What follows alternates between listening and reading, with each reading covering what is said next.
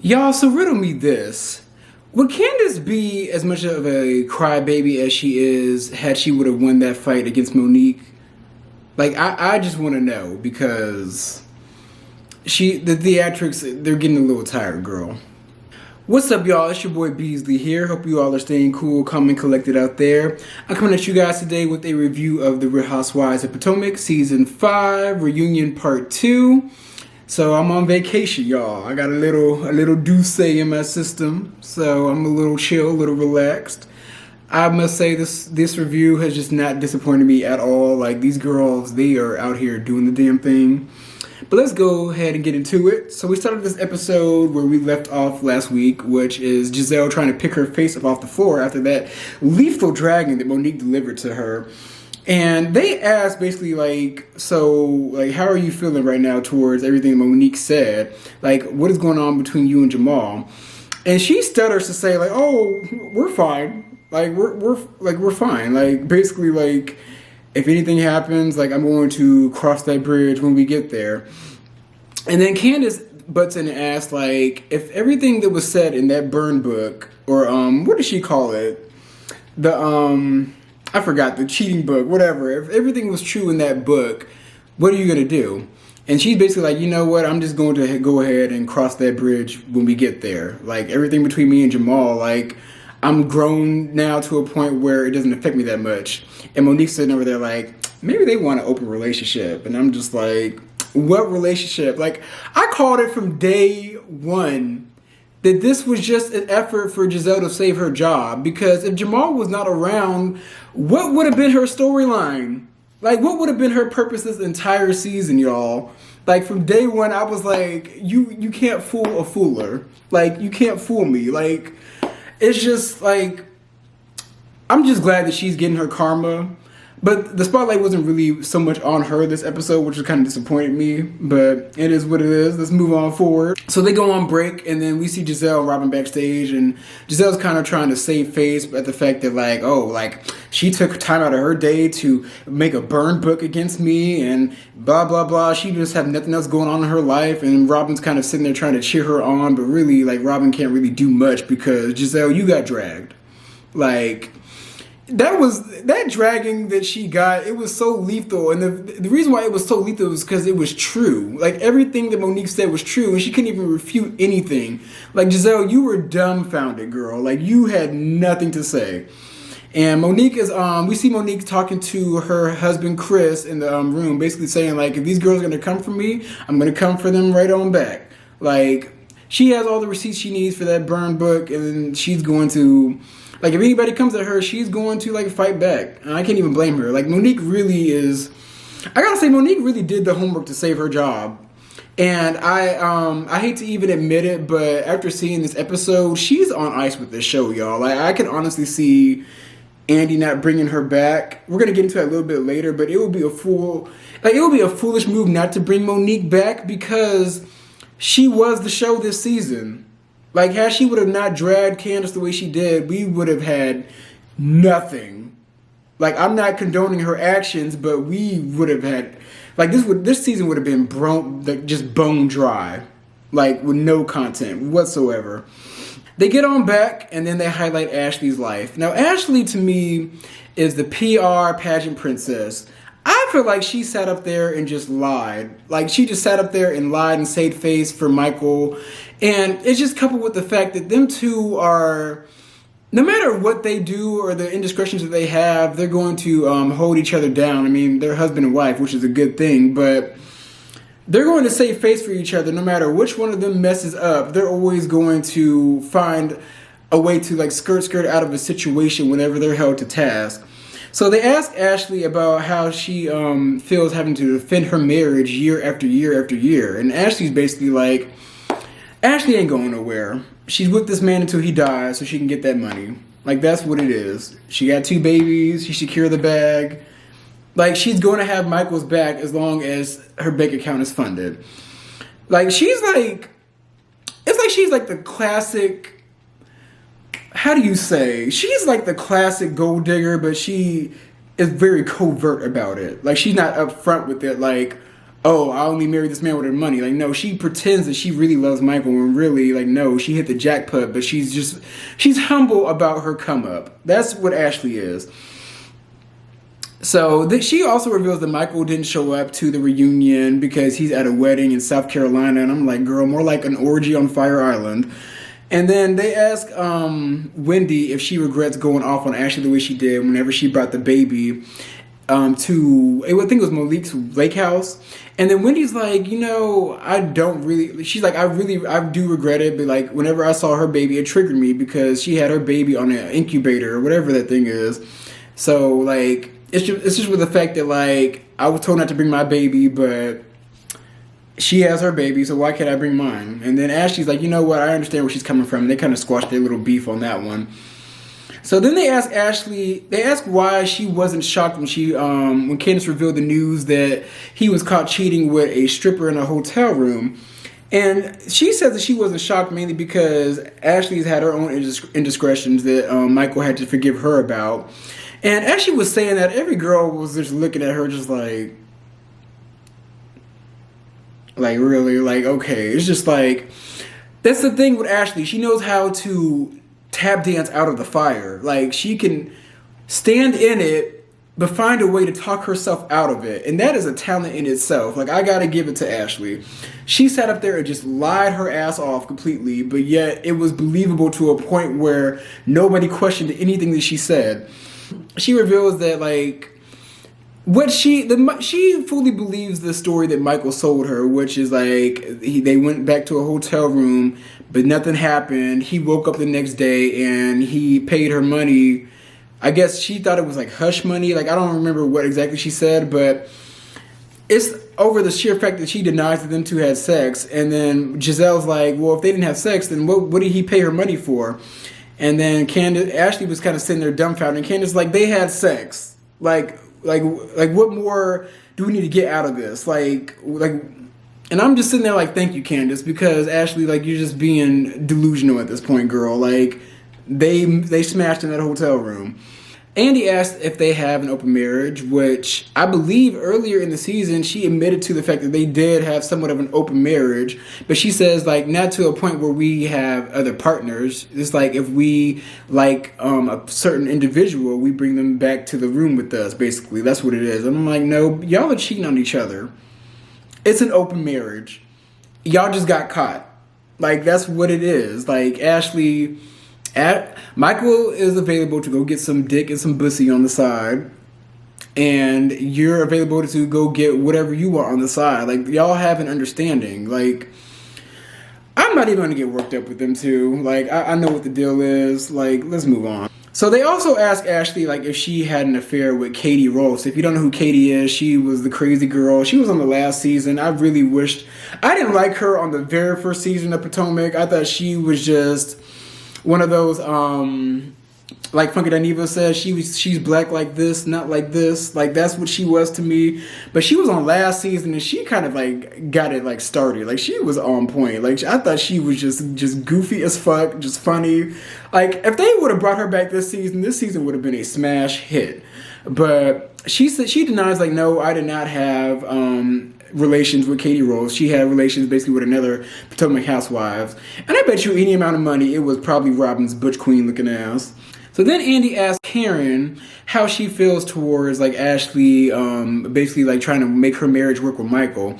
And then Karen says that, you know, she supports Ashley. She supports the fact that she's trying to stand by her man. And then Andy asks, well, how come you don't really support Giselle and Jamal in their marriage? And she's like, I just want the truth from Giselle. Like, from what I'm getting, like, them two, like, it's just not genuine. And then them two proceed to argue, but it all boils down to the fact that, like, Karen's like, you know what, like, I support their family. Like, I'm rooting for them, but I only really root for them if it was a real family. And I'm just like, exactly, like, Giselle and Jamal don't even have chemistry.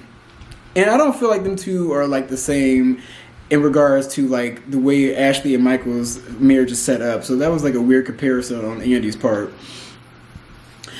So then they ask Ashley about Michael's butt grabbing video. They showed the video of him grabbing one of the producer's butts, and then Ashley denies it and says that that producer was actually more of like a joking friend to Michael. Like he was like flirtatious, but not like in a like gay way or anything. But they were like flirtatious. And then Andy says, I actually talked to that producer, and he says that incident was not consensual. And then Ashley's like, well, that's news to me because he even calls Michael Zaddy. And I'm just like, Ashley, your man is bi. He's bisexual. Like, I don't know who needs to admit this. Like, Michael has proven more times than not that he likes men. He wants the best of both worlds. Like, I'm not going to harp on it too long, but it's just like, denial is a disease at this point, girl. Like, Ashley, come on. So Candace then asks a good question. If grabbing the producer's butt that one season is true, then how is him grabbing that cameraman's butt that next season not true? And then Ashley proceeds to deny it, and basically by saying, like, everybody that saw that incident, like, they signed a disclosure. They said that nothing happened. And then Candace was like, girl, we saw it on the tape. He did it. Move on. And then they proceed to argue, but it's just like, I'm with Candace on this one. Like, girl, like, you need more people. Like, I appreciate the fact that she's going to ride for her man no matter what, but at the same time, Ashley, it's to a detriment to yourself because you're willing to put up with all of this bullshit for money. That's what it boils down to. Like, you're willing to turn the blind eye. You're running out of eyes to turn, girl. Like, you want to turn the blind eye no matter what, just so you can hold on to this lifestyle in this bag. And it's just like, is this really going to make you happy in the long run, Ashley? Like, you putting up with this bisexual DL man that doesn't really care about your feelings? But it's not my life, girl. Whatever. And then they ask about Ashley's post-nuptial or prenup agreement. She said they don't have a prenup any longer. And the post-nuptial agreement she wanted to get, just in the case that he cheated, that she would be okay. And she reveals that they didn't go through with the post-nuptial agreement either. And she wished that she did because now she has a second baby on the way. And then Andy asks, like, if he cheats again, are you going to leave? And then she's like, yes, if he cheats, I'm going to leave. And I'm like, okay, girl. He's cheating on you right now as we speak. So we next get into Karen. They highlight Karen and Ray. They show all of her highlights throughout the whole entire season. And I'm not going to go blow by blow on this one. The main things that I took from this is Andy asking her if she has a disdain for Ray's dick. And she's just like, absolutely not. That's disgusting to me. I've said this before. I feel like Karen has some dick on the side. Ain't nothing wrong with it. Like, nobody wants to sleep with Mr. Zadaran's geriatric dick. Like, he probably has, like, silver pubes at this point. But do you, Karen? It's not our sex life. So then Andy also asked how Ray felt about her spilling the tea about the whole tax situation when she was the one who lended him money to get him out of that whole entire tax lien that he dealt with that one season. And she says that, you know what, I've been like a spoiled wife this whole time. Like, he's been taking care of me my whole entire life. So basically it was my turn to pull up my bootstraps and support my husband. And you can't be wrong with that. I mean, it's for better or for worse. So that was to be expected. So Andy then asked the ladies, like, how the money that they have getting from the show has affected their marriages. And then, peep this. Monique says, oh, that little check ain't really doing much for me and Chris. Like, Chris has his own money. He's still bringing in great money. And then Andy's like, I mean, he's not really bringing in the same money he was when he was in the NFL, right? And then she's like, nope, his money is still long. Like, he has a very solid investment portfolio. And I'm just like, Monique, girl,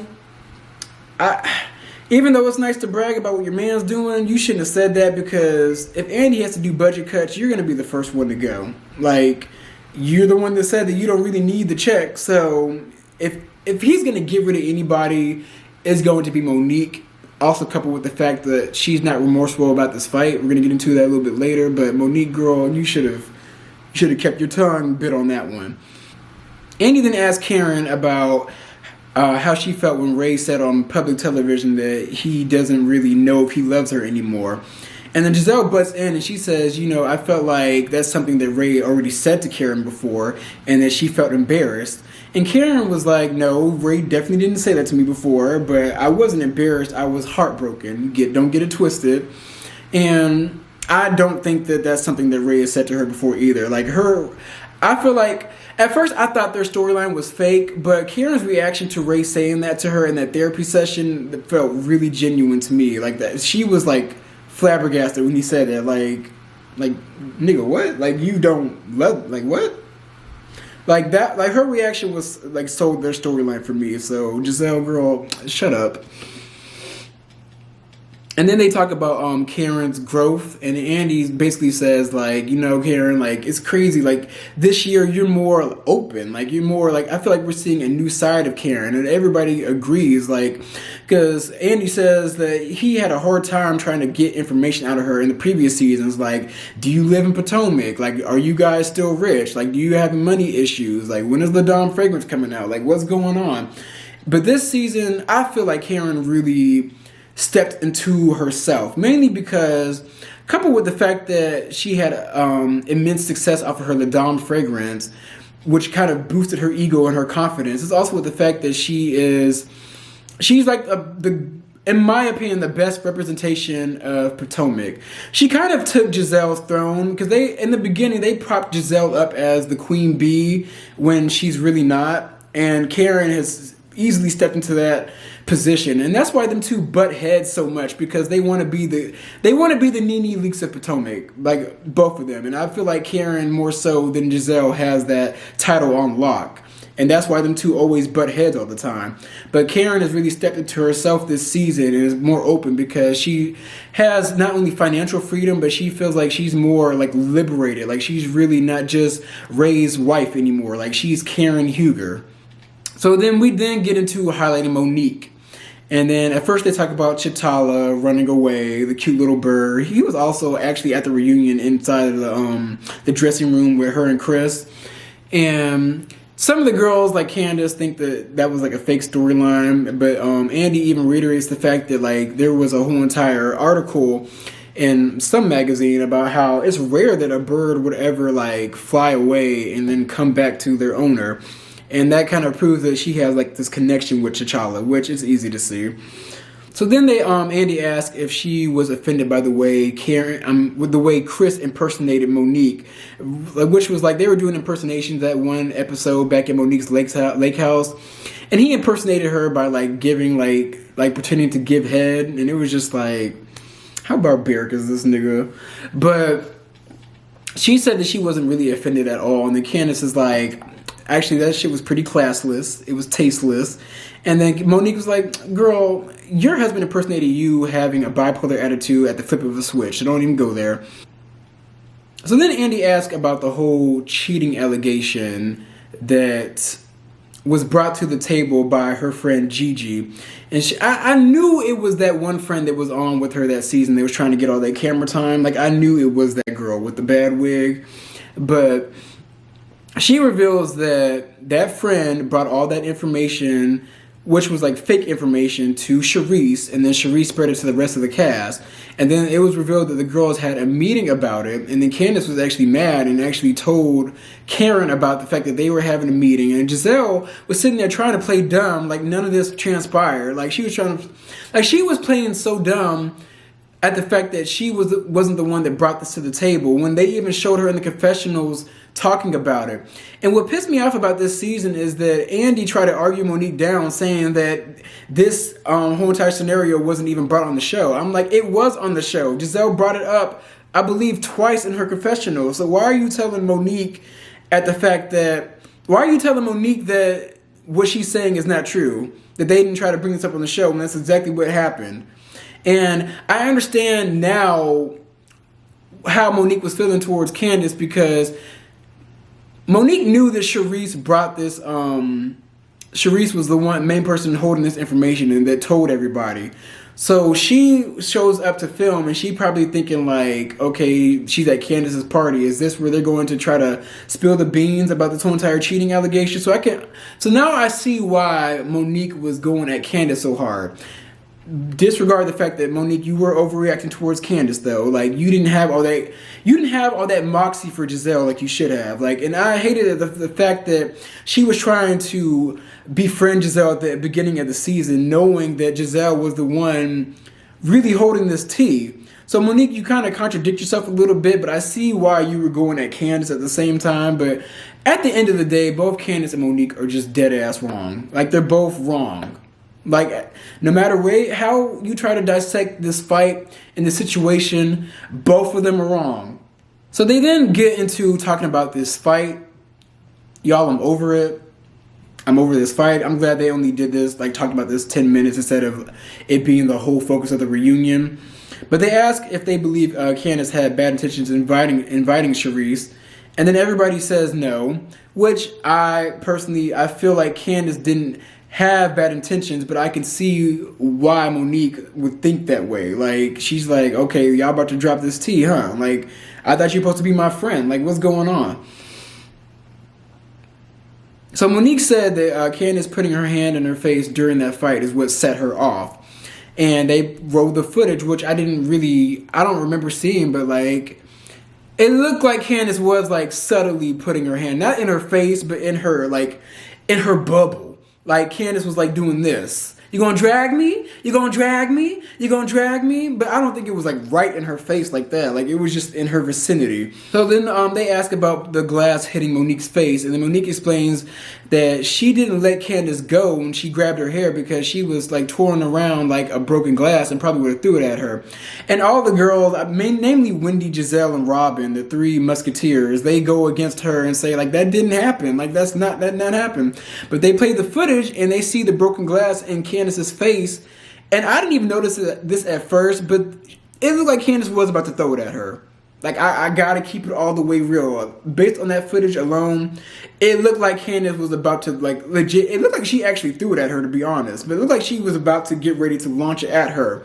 And that's like a sharp object. So I can understand Monique's situation on that. And, you know, this whole time it felt like Wendy, Robin, and Giselle, and Andy, the queen of the Housewives, was gaining up on Monique this whole entire time. Y'all, Andy doesn't see it for Monique. Like, you could tell, like, the way he was talking to her and holding her to task, and the fact that Monique wasn't as remorseful as she should have. Like, I won't be surprised, even though I don't want Monique to go. After this season, like, I can see him getting rid of her, to be honest. But at the same time, that would be a detriment to the show because we're not really going to have much to follow up on in the next season if you get rid of Monique. So it's like what's it going to be at this point? What's really going to be next for this show if you guys get rid of Monique? That's like a whole entire plot line just gone. Like, you guys will literally have to start from scratch. And you've proven that none of these other girls really have much of anything else going on besides, like, Karen. So, like, what's it going to be, Andy? So Monique says also that the case was thrown out because it wasn't deemed as an attack. Like, it was reality show fodder. And then Andy says that she went back out, but you went back out to go and fight her again. And then Monique was like, well, she kind of paused for a second. She was trying to find her answer. And she was like, you know what? I went out mainly because she was calling me a ghetto hood rat bitch. And that triggered me. So then Andy asked, like, why did she have that apology meeting? And mainly because she wanted to apologize for putting the other ladies in harm's way. And then Andy asked Candace how she felt about the fight. And Candace didn't really even view the fight until like a couple weeks before. And then he asked about her reaction to the footage, and then she starts to cry. Call me unsympathetic. I'm so sick of seeing that fucking napkin. Candace, I really personally feel like she wouldn't be this distraught and this woe is me had she would have at least got a few licks in on Monique. Like, I feel like she got her ass beat on television. She's embarrassed.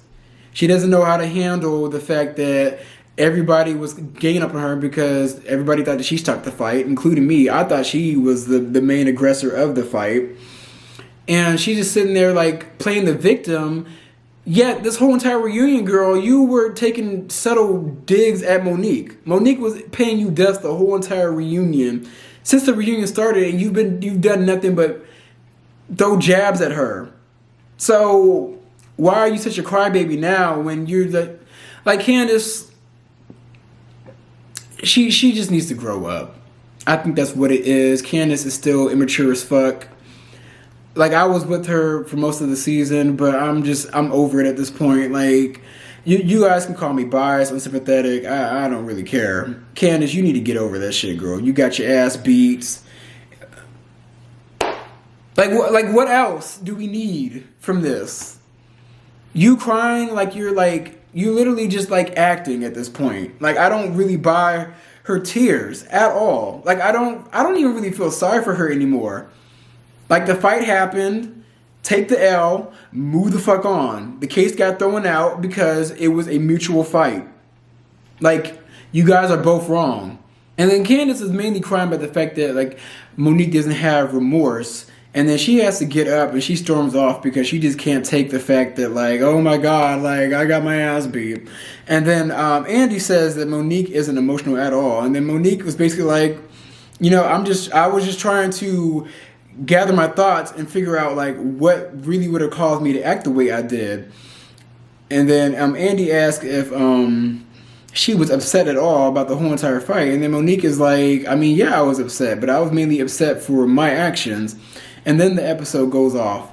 So, y'all, I don't know if it's safe to say, but I feel like these girls have taken the Real Housewives of Atlanta's throne. Like, I just feel like, not even because these girls are fresh, like, it's fresh drama. It's just, Atlanta is just kind of late to me, y'all. Like, I haven't even started reviewing it yet. I still don't know if I'm going to review it. The second episode was much better than the first. But that first episode just had me rolling my eyes. Like, I was just like, oh my God, been there, done that, who gives a fuck? But I will say, with the Potomac Housewives, I don't know what direction they're going to go if they get rid of Monique off of the show, because Andy does not see it from Monique. Like, you could tell even the way he was looking at her, like, in disgust. Like, he does not, especially coupled with the fact that she said this check is nothing to her. He's about to be like, okay, since it's nothing to you, your service is no longer needed. So I hope Monique comes back. I want all the girls to come back, to be honest, even Giselle's lame ass. But those are my views. Be sure to like, comment, and subscribe. And I'm going to come at you guys with some more content.